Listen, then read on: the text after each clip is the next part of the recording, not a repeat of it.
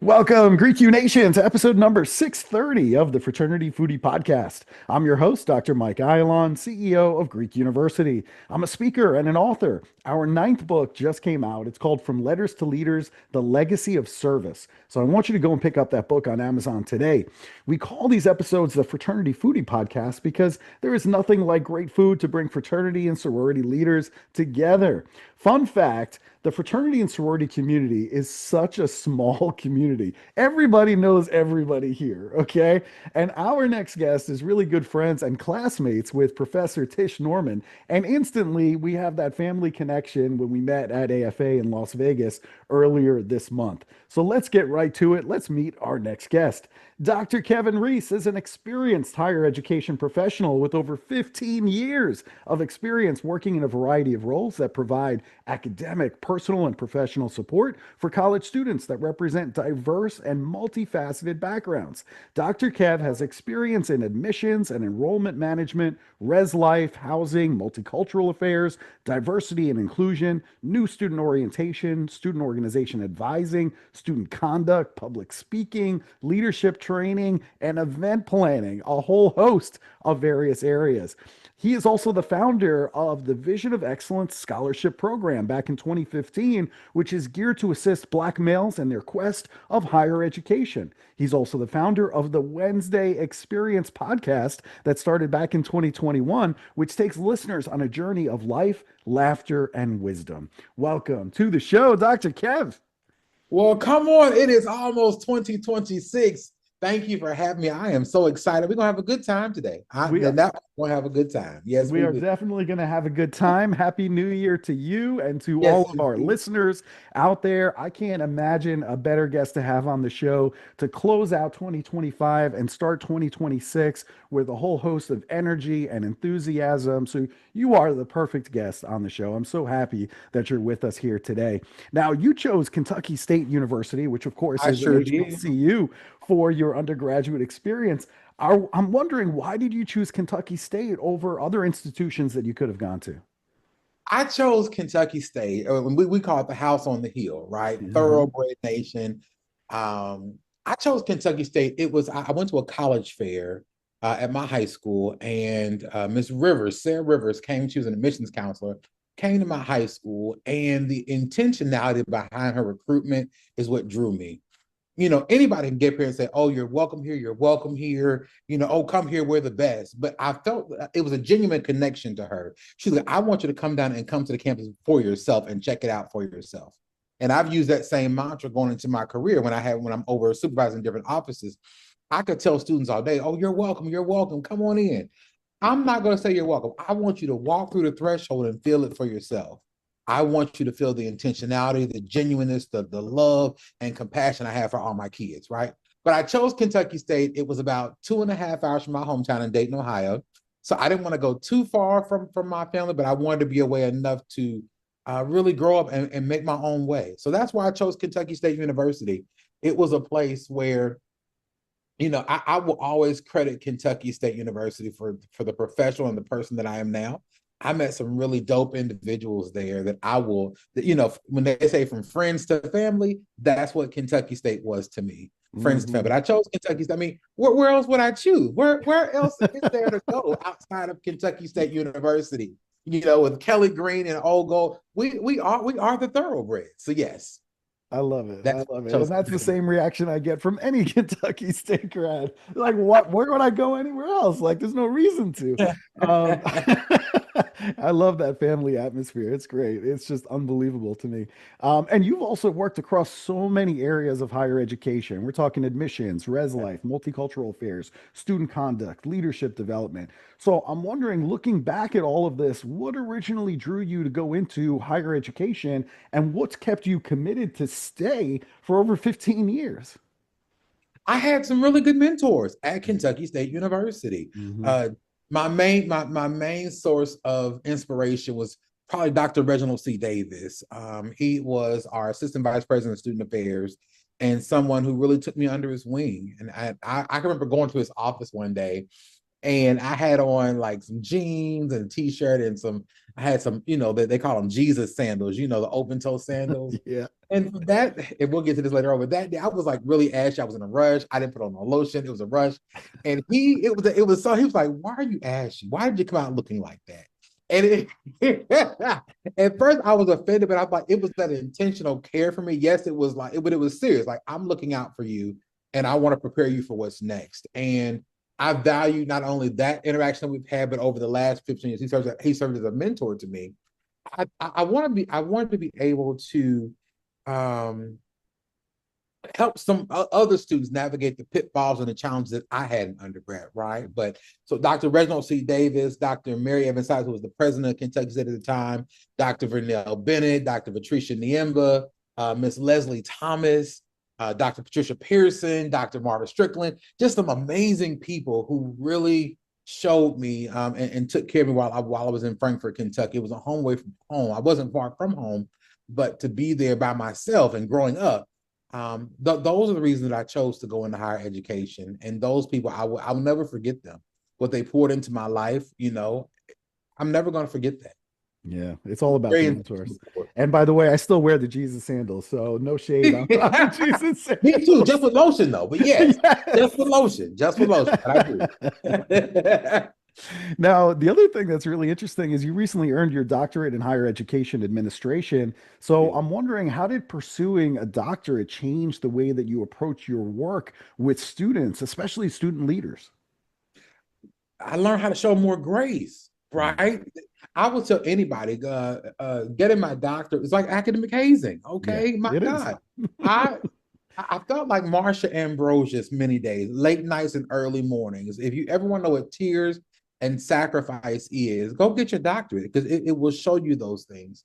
But for me, it helped me to remember that students also need that same grace, right? Anybody can put on the front, it's good, I'm great, everything's fine.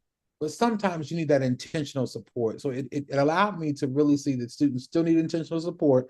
I don't care how much of a student leader they are, what their GPA is, if they're involved in 87 different activities, everybody still needs very intentional support. And it allowed me to show grace to people in their situations because my professor showed me grace. Yeah. I had several deaths in my family during my doc program that just really threw me for a loop. And in some places they would say, well, I'm sorry, you're gonna have to withdraw from classes, right? But my professors were very, very mindful of my situations and very helpful to me. And so it taught me to be very helpful to my students, right? Because anything could happen. I want people to show me the same, or I want to be shown the same grace that I show people, Mm. right? Showing grace to people, understanding that challenges happen, that pitfalls happen. But my grandmother would always tell me that we are helpers one to another. And that's what I've modeled my career. We are helpers one to another. Yes, I may be 15, 20, 30 years older than some of my students, but we're still helpers one to another. These are my kids. I Mhm. call them my kids. I do. I don't care how old you are. I don't care if you're in the continuing ed program, you're 49, you're still my kid, right? When your parents dropped you off as a 17, 18-year-old, 19-year-old freshman or transfer student at 21, they were entrusting me with your care for the next 2, 3, 4, 5, if you take the scenic route, 6 years, right? To make sure that you got through this experience. So taught me a lot of grace. Yeah, I love that answer. And we all need grace. Lord knows I needed some grace over the last couple of weeks. So I appreciate you for being graceful with me. And we Absolutely. all need it at some point in our life. There's just always a point where, at some point you're going to break down and you need other people, your friends and your family, your fraternity brothers, your sorority sisters to pick you up. And I'm grateful for that because I certainly had that.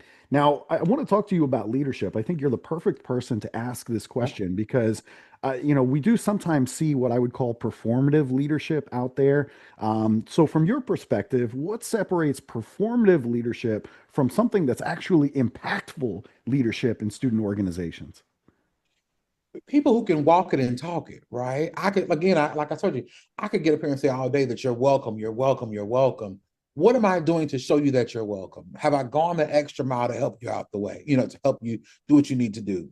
If you owe a balance of $844.19, oh, it's going to be okay. It'll work out for you. What can I do as an administrator to move beyond performance and really make sure that, okay, let me call my friends in the room. Let me call my friends over at this place with this scholarship to see what I can do for this student. When people see that you are genuine, that you're intentional, and that you actually match what you say, that's when things change. That's when students really open up to you. They're drawn to you. They trust you more. And that grows the relationship to help them be the best person they can be, right? I trust that that Kev, and I let my kids, whatever you want to, whatever your comfort level is, right? That they trust that I have their best interest at heart. And I think when you build those genuine connections and they can see that you care and it's not just an 8 to 5 kind of thing, that's when leadership changes. That's when organizations can really move past, the barriers that they may have to really be great. I love that answer. Really good stuff there. Now, I know you're a proud member of Phi Beta Sigma Fraternity All day, every Incorporated. day. You're wearing the swag, and I love that. I love it. Many Greek chapters today, they struggle, though. They struggle. There you go. That's what I'm talking about. Many chapters, they're struggling right now with engagement. They're struggling with accountability in their chapter. They're struggling with inclusion. So, what are a few small, but maybe some powerful shifts that student leaders can make in order to improve their chapter culture immediately? Intentional programming. Stop doing these same cookie cutter programs. We're going to have a car wash. We're going to have a bake sale. Oh, let's have financial literacy. Look at the culture of your campus. Do you have a lot of first gen students? Do you have students who maybe have learning disabilities? Or do you have students who maybe from international students? Whatever your specific, whatever the population that you have, focus on those things. If those are the key areas, focus on those things. When people see that you are taking time out to learn who they are, that's when they're going to engage with you, right? Mm-hmm. So if I say, okay, hey, Mike, I see you're from, Nigeria, right? Today I made some pounded yam and we're having some fufu and we're going to have, jollof rice today. And the students are like, well, I'm from Nigeria and you did all that for me? Yes, I did. But I know it's Nigerian Independence Day tomorrow. So I want to have something for you, right? Or if it's first gen day, right? I know your parents didn't go to school. We're having a first gen mixer. I want to pair you with a first gen faculty or staff person so you have somebody to talk to. When people see that you are intentional and genuine, that's what makes it better. And that's what's going to grow the Greek culture, right? I think students, a lot of our students are coming down from backgrounds where they didn't have anyone to talk to about fraternity and sorority life. So all they see is stomp the yard or drumline or things that are, beyond the burning sands, right? So all they see are the negative things that the news portrays, but they're missing out on so many of the positive aspects of our organizations. So our organizations have to be intentional in focusing on the campuses that we serve. If it's an HBCU, if it's an HSI, if it's an MSI, whatever it is, you have to be intentional. When you move from just everyday programming to intentional programming, that's when your Greek life is going to change and you'll see students shift. You'll get more people coming to join your organization. My organization is hands down one of the most inclusive fraternities in the Divine Nine. I will debate anybody on that. And I think it's because we're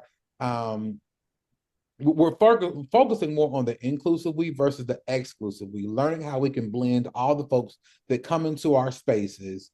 The world is a cultural melting pot, right? So why not have all those voices at the table to help us grow together? I love that. And I want to drill down on that a little bit more. If you say that Phi Beta Sigma Fraternity Incorporated is the most diverse of the D9 organizations, you're also a former director of Multicultural Affairs. So I'm not forgetting about that. You've supported students from diverse backgrounds Absolutely. navigating predominantly white institutions. So talk to me about what does true belonging look like on a college campus, and how can the fraternities and sororities contribute to that instead of undermining that? True belonging on a college campus looks like engagement. Coming out of your room. Research has shown that students spend about 72% of their time in their residence hall. How can I get you out that room and off that PS5? Right? True belonging is engagement. True belonging is me seeing you as not just not just student number 99437, but I know your name is Mike Island, right? I know that you're from Stockbridge, Georgia. I know you like banana bread with strawberries on top with whipped cream with a side of caramel, right? Knowing something very specific about you. That's what true belonging looks like. I try to make sure that I know something about all of my students because it's those small things that you remember that make them say, you know what, hey, can't remember who I was as a person. At that moment, how's your mother doing? Your mom came to visit. I know she was having knee surgery. How's her knee doing now? That was 5 years ago. And what's the? I still want to. How's her knee doing? How's your little sister doing? Okay, she should be like in what, sixth grade by now. Those things are what means that those. I get excited. I talk real fast. Those things are what matter the most to people, and that's how we get students engaged. That's where you find true belonging. And fraternity and sorority members can do the same thing in their like I said earlier, in their programming, finding what really makes students tick, what makes them excited, what brings excitement to their campus culture, what brings excitement to their lives, and focusing on those things. And when you blend that with, working in academic affairs or athletics or student affairs, and everybody coming to the table together, that's what belonging looks like.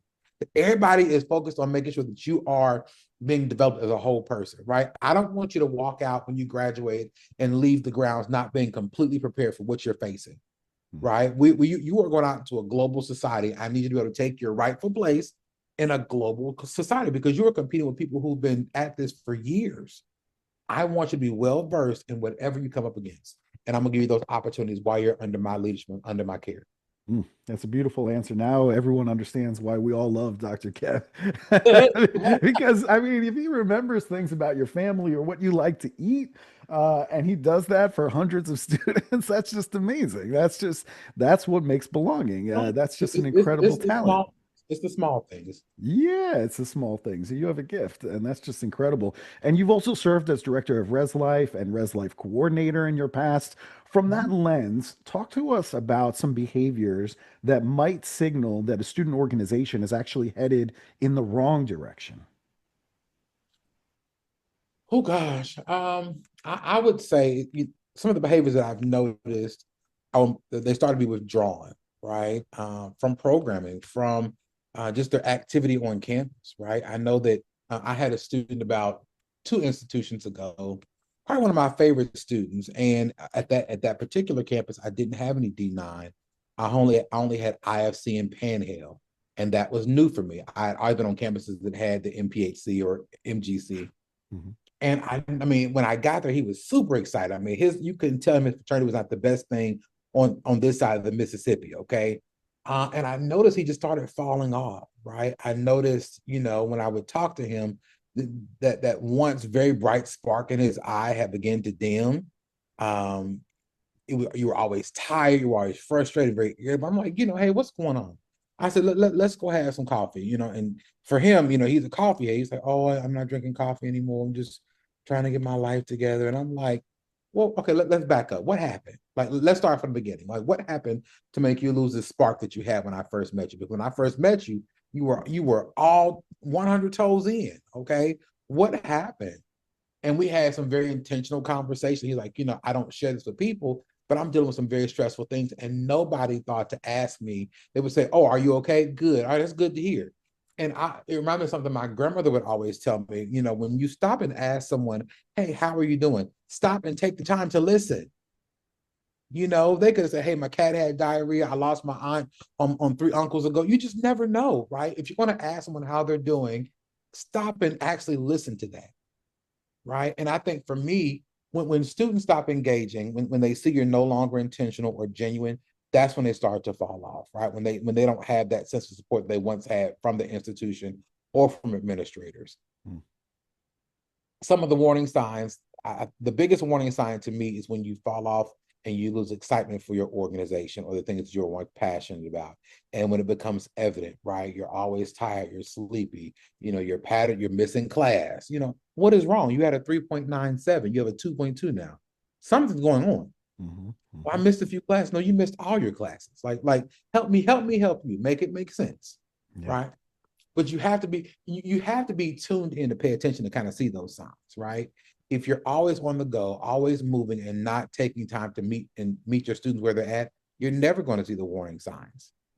Yep, administrators really need to be tuned in. I saw that on my research as well, looking at GPA. I think that's a big indicator that there could be a problem within a chapter, whether you're looking at new member GPA, you're looking at chapter GPA over time, but you got to be paying attention, right? I mean, you got to be present and you got to be looking for those things. And the same thing for a student leader. If you're the chapter president at Phi Beta Sigma Fraternity Incorporated, you need to know your members and you need to be able to spot those things and to be looking looking for those things proactively before it becomes a problem.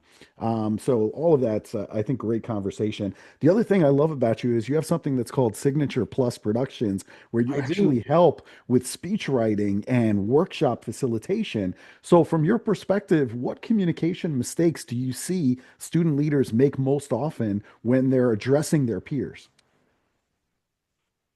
They talk at them and not to them. Oh, well, I'm the president of such and such, but you're still a person, right? Or they join the organization. You were just a member yesterday, right? So I had a situation last semester, and a young lady, a freshman, she's the first gen student, first in her college, first to go to college. I mean, just very excited. And she asked one of the young ladies, what should I be looking for? I want to join this for sorority. Go do your research.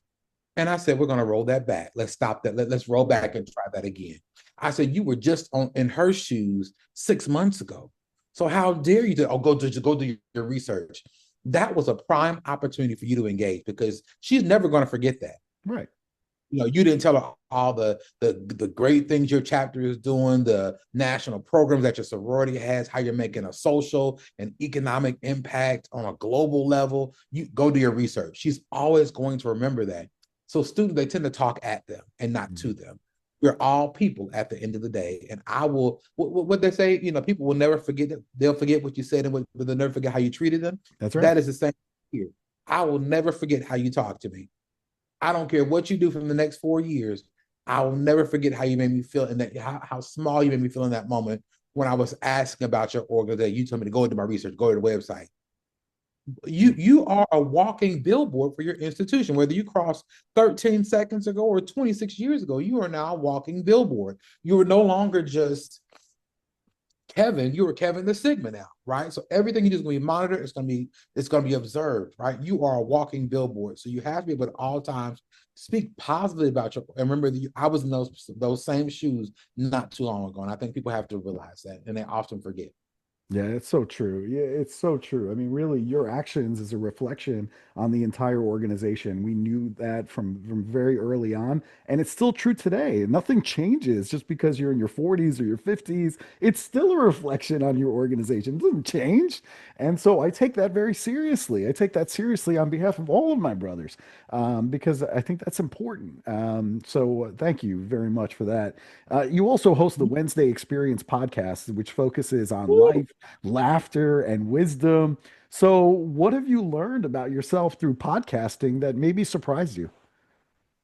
I had been wanting to start my podcast for years, and I kept saying, "Oh, it's just too hard. It's just too hard. So it's so much work." And one day, when COVID started, of course, I had just asked. I said, "Hey, Big Jesus, I need to slow down for a minute, okay?" No, I didn't mean for him to make the whole world stop, right? But I was like, "Well, I appreciate the extra time," and that's when I started the podcast. But for me, I've learned just the value in people's story, people that I've known for years. Like I didn't know you were an atheist. Like I would have never known that, right? I didn't know, you couldn't eat pork, right? I didn't know you were a 7-day Adventist.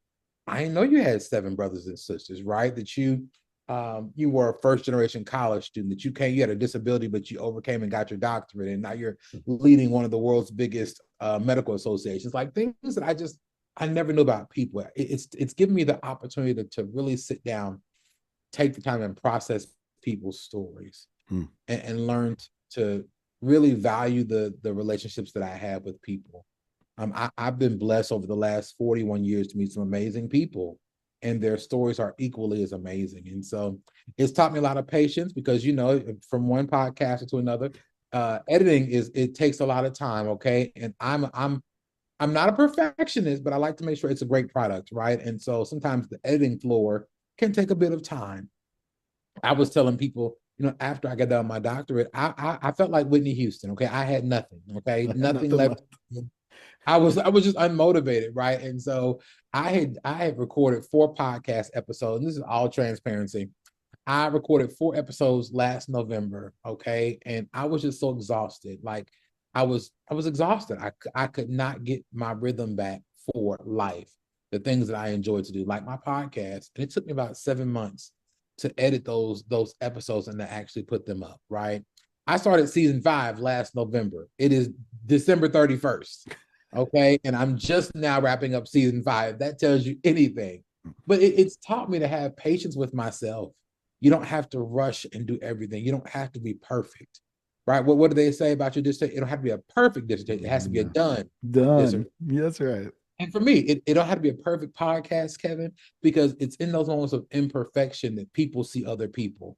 Hmm. Hmm. Yeah, Yeah. absolutely. To all of that, it's all true. A doctorate is just best done, not perfect. And I got that advice from one of your fraternity brothers, actually, too, from that works at your headquarters, gave me that advice, and I took that, and I appreciated that. It was exactly what I needed to hear at that time because I remember I wanted to save the world, and he was just like, "No," he's like, "No, you got to focus and graduate. Forget about saving the world. You got the rest of your life to write articles and all kinds of other things and follow up on all the research, but you got to finish and you got to graduate. Let's talk about Yeah. that." You know? And so you just got your doctorate too. So Yes. congratulations to you too. Thank you. I know you know what that process is like. And people always ask me, oh, what would you recommend? What would you say? Would you do it again? I said, whoa, now, hey, I don't know. But I tell people it's a labor of love. Like you really have to be passionate about what you're researching. Just don't get to talk about anything, right? So Hmm. for me, mine was retention and the success of Black men at predominantly white, like Black male student success programs at predominantly white institutions, right? Hmm. Hmm. How do you matriculate? How do you move through these institutions that weren't necessarily built for you and don't always have the support structures outside of athletics? If you're an athlete, they're gonna take care of you. But if you're not an athlete and you're just a regular Black male, it might be a struggle on some campuses, right? So you have to be passionate about it. It has to be a passion, something that you love to do.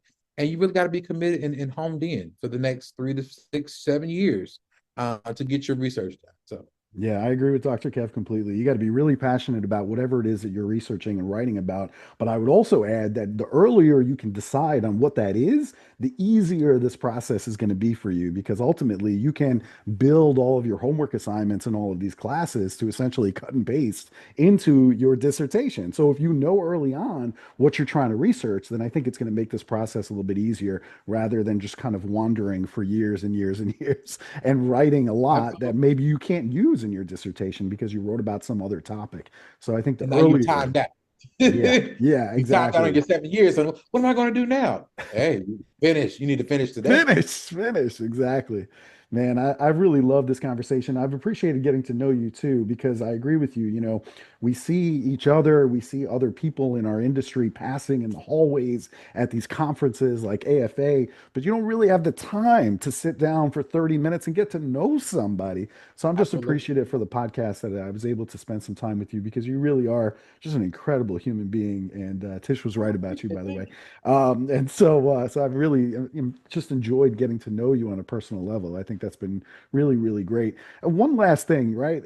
Based on everything that you've seen, what advice would you give a 19-year-old fraternity or sorority member who wants to leave a positive legacy? Because I've been thinking about legacy a lot. Maybe it's just because now I'm on 50 years old and I'm starting to get on the other side of life, right? And you start to realize your own mortality. So if you could give a 19-year-old advice on leaving a positive legacy, what would that be?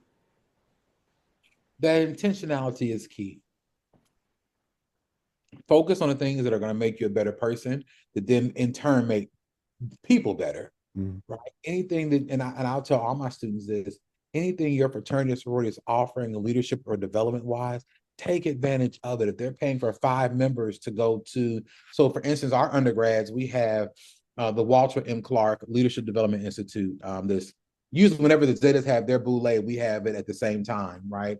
And we're pouring it into our collegiate members. And so whatever opportunities you have as a student leader, whether through your fraternity or through the institution that you are a member, that you are a student at, take advantage of those opportunities. That is how you better yourself, mhm. right?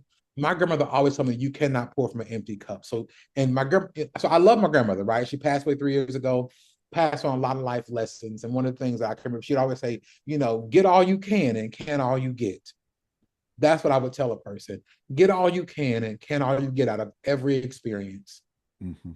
I love it. Because Really, that's really what's good. going to make you better. And then now you have all these skills, gifts, and talents to go out and pour out to the world. She Yeah. she said, when you come back home, Kevin, at night, you should be empty every night because you poured out to people. And Man, and you're that's what I try to do every day. Like when I come home, I want to be tired for a good reason. I poured out to people. They could see it was genuine, it was intentional, and that I was very um concerned about who you were, not like I said, not just number 99438, your student ID, but I know who you are as a person. So yes, get all mm, you can all you get. Be intentional in everything that you do. That's what I would tell a 19-year-old fraternity or sorority member. your grandmother was a special person, no question about it. And she was. Yes, she was. And she was. So here, let's leave it here. If our listeners, if they want to bring you in as a speaker on their college campus, maybe do some workshops, maybe they got some speech writing that they need some help with, where can they go in order to connect with you? Absolutely. Well, so you can follow me on social media. I'm on social, on pretty much every platform. On Instagram, it's The Entertainer, all one word, TheEenterTainer, all one word. I'm on LinkedIn, Kevin Reese, and you can find me on there. I have on a blue shirt with a nice blue tie with some white bubbled stripes on there. You can find me there. I said white bubbles, right? White bubbles. You can find me there. I'm on Facebook, Nivek Yaser. You can find me on there. You can email me. kreese97@gmail.com. Call me. Send me a smoke signal, right? So, I mean, just however you want to connect. You can also have the Wednesday Experience podcast. You can find us on Spotify, Apple, Google, Stitch Fix. You can find us a little bit of everywhere. But I want to be able to connect with you, whether it's, like I said, speech writing or workshop facilitation, workshops for your students, even faculty and staff. I'm a line dance instructor, so I do a little bit of everything, right? And Man, you do a so little bit of everything, um, line dancing. I do. And I have a good time. If you want to laugh a little bit, you can follow my TikTok, Blue Soul 1914. I'm on there. I have these things I do on LinkedIn and TikTok called the Marvelous Mondays. Indeed, I do it every Monday. It'll start off as a one-off, and then I just kept doing it. So I love to do it. I love doing Marvelous Mondays. But connect with me. Tell a friend. Tell a neighbor. Tell an enemy. All those good things. But yes, that's how you can find me. That is fantastic. Dr. Kev, I've really enjoyed the time that we spent together. So thank you. Thank you so much for being on the show. You've got an instant fan in me, so I appreciate all that you do. And what can I say? You're a very special person. Thanks for being here. Well, I appreciate. Thank you for the opportunity. Have a good day, Yeah. y'all. Happy New Year. Absolutely. And to our listeners, if you enjoyed this conversation with Dr. Kev, I want you to like it and I want you to share it. Please share this episode with your chapter, drop it in a group chat, or share it on social media. You really never know who needs to hear Dr. Kev's message today. So thank you so much for being here. We'll see you on the next episode of the Fraternity Foodie Podcast. Bye for now.